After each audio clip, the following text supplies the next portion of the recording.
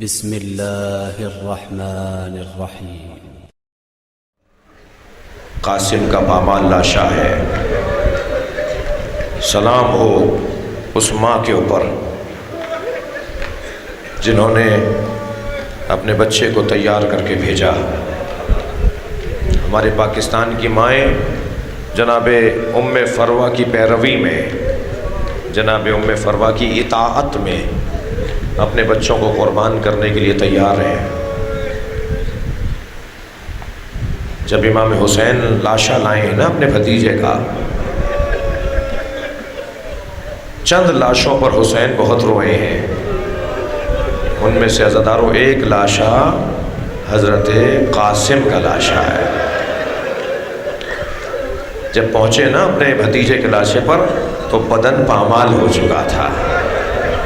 ایک آواز آ رہی تھی حسین مولا کو، چچا بچائیے، چچا بچائیے۔ میرے مولا گھوڑے پر بیٹھ کر ایسے روانہ ہوئے ہیں کہ دشمن یہ سمجھا کہ حسین نے حملہ کر دیا ہے، تو یہاں کے گھوڑے وہاں دوڑے اور وہاں کے گھوڑے یہاں دوڑے، اور ایک آواز آتی رہی چچا بچائیے۔ جب پہنچے ہیں نا امام حسین جناب قاسم کے قریب تو لاشا پامال ہو چکا تھا۔ یہ کہہ کر زمین پر بیٹھے، تیرے چچا پہ بڑا گراں ہے، تیرے چچا پہ بڑا گراں ہے کہ تو مدد کے لیے پکارے اور تیرا چچا تیری مدد نہ کرے۔ کیسے لاشا لائے ہیں حسین اپنے بھتیجے کا، اس کا بیان بہت مشکل ہے۔ سید ابن طاؤس نے لکھا ہے کہ لاشا اتنا لمبا ہو گیا تھا کہ میرے مولا نے اپنی پشت پر جنازہ اٹھایا تھا، حضرت قاسم کے پیر زمین پہ خط بنا رہے تھے، اور اکثر مقتل نگاروں نے لکھا ہے کہ امام نے ایک گٹھڑی میں لاشا اٹھایا ہے۔ اللہ اکبر۔ جب لا کے رکھ دیا نا گنج شہیدہ میں تو ساری بیویاں تو وہاں موجود تھیں، اس بچے کی ماں نہیں تھی۔ امام نے جناب زینب سے کہا، بہن بھابی ام فروہ نظر نہیں آ رہی، میری بھابی کو بلا کے لاؤ، ان کے قاسم کا لاشا آ گیا ہے۔ جب گئیں جناب زینب ان کے خیمے میں تو بی بی اپنے خیمے میں نہیں تھی۔ برابر والے خیمے میں دیکھا، بی بی اپنے خیمے میں، اس خیمے میں نہیں تھی۔ ایک اور خیمے میں دیکھا، بی بی اس خیمے میں نہیں تھی۔ کسی نے بتایا جب قاسم کی شہادت کی خبر آئی تھی تو ام فروہ پشت خیمہ پر چلی گئی تھی۔ اب جا کر جو جناب زینب نے دیکھا پیشانی سجدے میں ہے اور جناب ام فروہ تسبیح پڑھ رہی ہیں، شکرن شکرا حقن حقا، یا اللہ تیرا شکر ہے تو نے میری قربانی کو قبول کر لیا۔ آواز آئی جناب زینب کی، بھابی تمہیں حسین بلا رہے ہیں۔ اجرکم اللہ، اجرکم اللہ، آپ کی آوازیں بلند ہیں۔ جب آئی ہے نا وہاں جہاں لاشا رکھا تھا تو اپنے بچے کے پامال لاشے کو دیکھ کر کہا، بھائی حسین مجھے قاسم کا خون بھرا کرتا چاہیے۔ میرے مولا نے نہیں پوچھا بھابی اس کرتے کا کیا کریں گی، جو کرتا تار تار ہو گیا، چاک چاک ہو گیا، گھوڑوں کی ٹاپوں سے جو کرتا چاک چاک ہو گیا، یہ خون بھرا کرتا، یہ چاک چاک کرتا۔ مگر ایک ماں کی خواہش تھی، امام حسین نے کچھ ہی دیر بعد وہ کرتا جناب ام فروہ کے حوالے کر دیا۔ بی بی نے اسے اپنے خیمے میں رکھ لیا۔ عصر عاشور خیمے لٹے، یہ قافلہ کوفے گیا، کوفے سے شام گیا، شام سے رہائی کے موقع پہ تبرکات واپس آئے۔ ہر بیوی نے اپنی اپنی گٹھڑی اٹھائی ہوئی ہے، جناب ام فروہ نے بھی اپنی گٹھڑی سینے سے لگائی ہوئی ہے۔ یہ قافلہ شام سے کربلا آیا، کربلا سے مدینہ پہنچا۔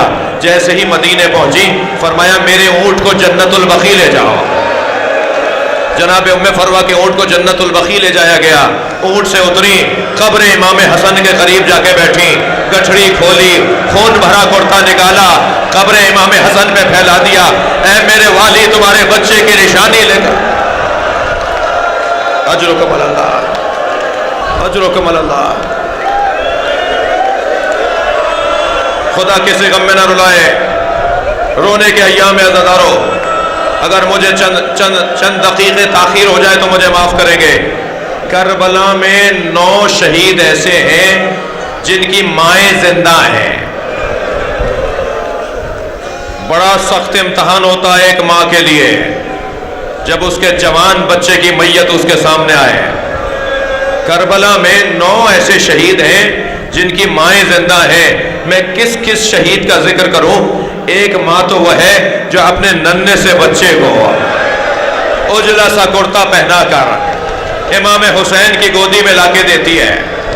آپ رو رہے ہیں، اللہ آپ کو اس کا اجر و ثواب عطا فرمائے. میرے ایک دوست ہندوستان کے میرے ایک قوم میں ساتھی تھے، وہ بیان کر رہے تھے کہ بنارس میں ان کے امام بارگاہ سے روز عاشور تعزیے کا جلوس نکلتا ہے، اور وہ جلوس اپنے رستوں سے ہوتا ہوا کربلا میں جا کے ختم ہوتا ہے.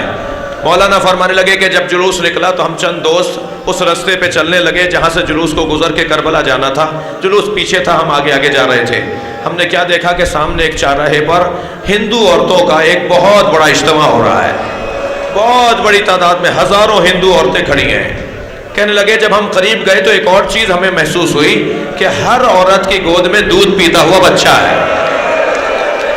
کہنے لگے ہمیں تعجب ہونے لگا کہ یہ باہر کیوں آئی ہیں. جب برابر سے گزرے تو ایک عورت کی آواز آئی، بھائی بتاؤ بابا حسین کا جلوس کہاں پہنچا ہے؟ میں نے ان سے کہا تمہیں بابا حسین کے جلوس کا انتظار کیوں ہے؟ کہنے لگی تمہیں نہیں پتا آج حسین کا بچہ بھوکا مارا گیا تھا. ہم اپنے بچوں کو آج روز عاشور اس وقت تک دودھ نہیں پلاتے جب تک تعزیہ دفنا نہ دیا جائے. 1400 سال کے بعد آج عورتیں علی اصغر پر رحم کھاتی ہیں. سلام ہو جناب رباب پر. اجرکم اللہ، اجرکم اللہ. تھکیں گے نہیں عزادارو، ایام گریے کے ہیں، شب شہادت بھی ہے امام سجاد کی. کل کی مجلس میں آپ کو تابوت کی زیارت کا شرف بھی ہوگا. ابو حمزہ صومالی جنہوں نے امام سجاد سے دعا کو نقل کیا ہے، جن کی دعا ہم ماہ رمضان میں پڑھتے ہیں، وہ کہتے ہیں کہ واقعہ کربلا کے بعد میں امام سجاد کی خدمت میں سوالات لے کر گیا. مجھے کنیز نے صحن خانہ سے گزارا اور حضرت کے حجرے میں پہنچایا. جب میں صحن سے گزر رہا تھا تو میں نے کیا دیکھا، ایک بی بی ہے جو برقع پہنے دھوپ میں بیٹھی ہے. میں نے بہت دیر حضرت سے سوالات کیے، اور جب میں واپس ہوا تو مجھے کنیز نے صحن سے گزارا، مگر میں نے کیا دیکھا کہ دھوپ ڈھل گئی ہے اور وہ بی بی وہاں سے اٹھ کر وہاں آ کے بیٹھ گئی جہاں دھوپ آ گئی ہے. میں کھڑا ہو گیا تو امام کی آواز آئی، ابو حمزہ کیوں رکے ہو، کیوں کھڑے ہو؟ میں نے کہا مولا شاید آپ نے اپنی کنیز کو کسی غلطی پر سزا دی ہے، اسے دھوپ میں بٹھا دیا ہے، مولا میری وجہ سے معاف کر دیجئے. مدینے کی گرمی بڑی شدید ہے. امام کی آنکھوں میں آنسو آ گئے. ابو حمزہ میری ماں رباب ہے، میرے بابا سے کربلا میں وعدہ کر کے آئی تھی جب تک زندہ رہوں گی کبھی اجرکم اللہ، اجرکم اللہ، اجرکم اللہ. جب جناب رباب دھوپ میں بیٹھی ہوتی ہیں نا تو کبھی امام حسین پہ مرثیہ لکھتی ہیں، کبھی جناب علی اصغر کو یاد کر کے مرثیہ لکھتی ہیں. جناب رباب کے مرثیے ہیں امام حسین پر. امام نے بھی فرمایا مجھے وہ گھر اچھے لگتے ہیں جن گھروں میں رباب اور سکینہ نامی عورتیں ہوتی ہیں.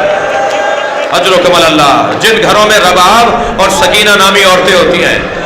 ایک دن جناب رباب کو علی اصغر یاد آ رہے ہیں، دھوپ میں بیٹھی ہوئی ہیں میری بیوی، مرثیہ لکھ رہی ہیں. جناب علی اصغر یاد آئے تو مرثیہ لکھتے ہوئے ایک مصرع لکھا جس کا ترجمہ یہ ہے، اے علی اصغر میں نے بہت بچے دیکھے ہیں جن کا دودھ چھڑایا جاتا ہے تو بڑا لاڈ اٹھایا جاتا ہے، میں نے تجھ جیسا بچہ نہیں دیکھا جس کا دودھ تیر سے چھڑایا گیا. اجرکم اللہ. یہ ایک ماں ہے جس نے اپنے بچے کے لاشے کو دیکھا ہے. ایک ماں ام فروا ہے، ایک ماں ام لیلا ہے، ایک ماں مادر وہب کلبی ہے، ایک ماں زینب کبریٰ ہے. سنیں گے عزادارو، ایک ماں تو وہ ہے جو روزانہ جنت البقیع جاتی ہے، اپنی انگشت شہادت سے 4 قبروں کے نشان بناتی ہے اور کہتی ہے لا تدعونی ام البنین، مجھے ام البنین مت کہا کرو، اس لیے کہ میں وہ بیٹوں کی ماں نہیں رہی. اجرکم اللہ، اجرکم اللہ. گریہ ہو گیا عزادارو، مجلس ہو گئی ہے. میں مگر آپ کو کچھ دیر کے لیے شام کے بازار کا منظر جو مقتل نے لکھا ہے، جو زینب کبریٰ کے لیے ایک سخت آزمائش ہے. عزادارو جو بی بی اپنے بابا کے سامنے بغیر چادر کے نہ جاتی ہو، جو بی بی کبھی اپنے بھائیوں کے سامنے بغیر چادر کے نہ جاتی ہو، اسے بازار شام سے گزارا جا رہا ہے. اور اشارے کر کے لوگ کہہ رہے ہیں یہ حسین کی بہن ہے. اللہ اکبر. میں کہتا ہوں گھنٹوں اگر ہم اس جملے پر روتے رہیں، اجرکم اللہ. پنجاب میں ملتان میں ایک جج کی عدالت میں قاصد آوازیں لگاتا تھا بیانات کو قلم بند کرنے کے لیے. رحیم حاضر ہو، میسم حاضر ہو، جواد حاضر ہو، جی مختلف نام لیتا تھا اور وہ آ کے کٹہرے میں کھڑے ہوتے تھے اور اپنے اپنے بیانات کو قلم بند کرواتے تھے. جج ان کے بیانات کو سن رہا تھا. ایک مرتبہ اس قاصد نے آواز لگائی زینب حاضر ہو. اس نے قلم چھوڑ کر رونا شروع کیا. وہ جج کرسی چھوڑ کر چلا گیا. اس کے پیچھے پیچھے اس کا اسٹاف گیا. جج صاحب کیا ہو گیا؟ کہنے لگا کہ آج 1400 سال کے بعد یہ جملہ مجھ سے برداشت نہیں ہوا. زین العابدین نے کیسے برداشت کیا ہوگا؟ زینب کو دربار میں لایا جائے.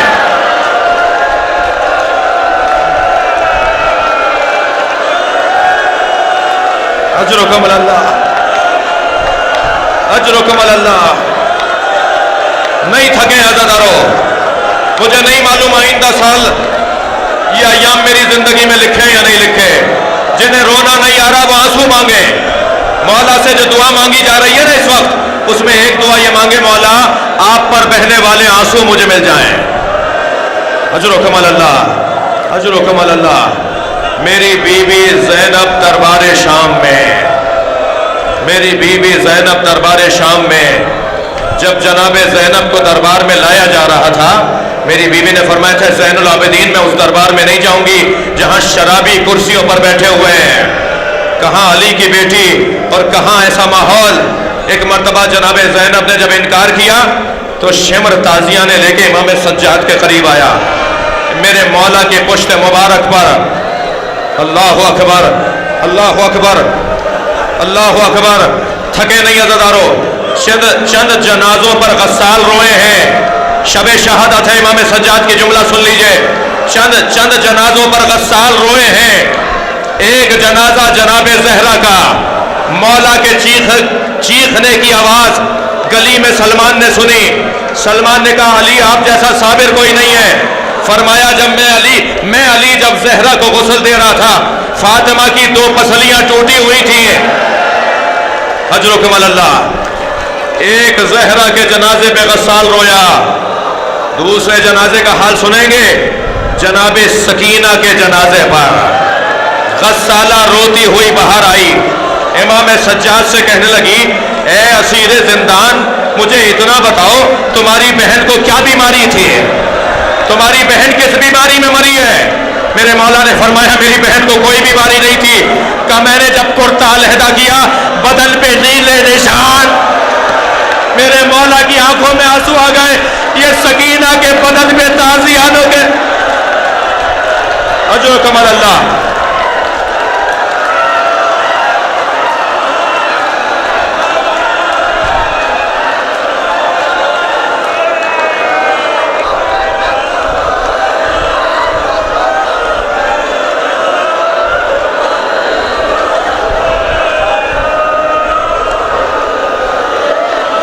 اجرکم اللہ، اجرکم اللہ.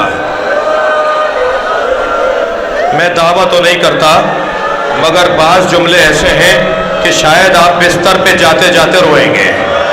آپ بستر پہ لیٹ کے بھی روئیں گے. شاید یہ دن ہمارے رونے کے لیے ہی اللہ نے قرار دیا ہے. یہ رات بڑی قیامت کی رات ہے. کون دنیا سے اٹھ رہا ہے؟ حسین کا عزادار، امام حسین کا ماتمی، امام پہ رونے والا. جب امام باقر نے امام سجاد کو غسل دیا نا تو میرے مولا کے چیخ چیخ کے رونے کی آواز باہر آئی. جب کسی نے پوچھا تو بتایا جب میں نے بابا کا کرتا علیحدہ کیا میرے بابا کے بدن پہ بیڑیوں کے نشان، توق کا نشان، اجر و کمال اللہ، میرے بابا کے بدن پہ تازیانوں کے نشان، میرے بابا کے بدن پہ ظالموں کے ظلم کے نشان، اجر و کمال اللہ، اجر و کمال اللہ۔ جب دربار میں جناب زینب کو لایا گیا، امام سجاد فرماتے ہیں میرے لیے وہ سخت دن تھا جب میری پھوپھی زینب کو لایا گیا اور آواز دے کر کہا گیا کہ علی کی بیٹی کو باہر لایا جائے۔ جناب فضہ آگے آگے کھڑی ہو گئی، میں نے ان کی ماں سے وعدہ کیا تھا میں ان بچوں کی حفاظت کروں گی۔ چند غلاموں کو حکم دیا گیا اس بوڑھی عورت کو ہٹاؤ۔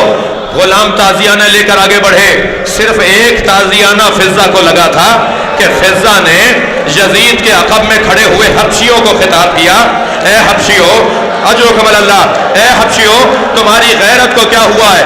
تمہارے قبیلے کی عورت پہ ہاتھ اٹھایا جا رہا ہے، تلواریں نکلنا شروع ہو گئیں، اے یزید خبردار ہمارے قبیلے کی عورت پہ کوئی ہاتھ نہ اٹھائے۔ زینب کبریٰ نے مدینے کا رخ کیا، نانا ایک کنیز کے چاہنے والے ہیں، کوئی نہیں کہتا یہ نبی کی نوازی ہے، یہ زہرا کی بیٹی ہے۔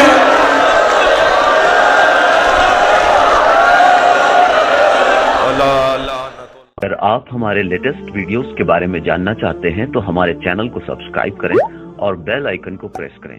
شکریہ۔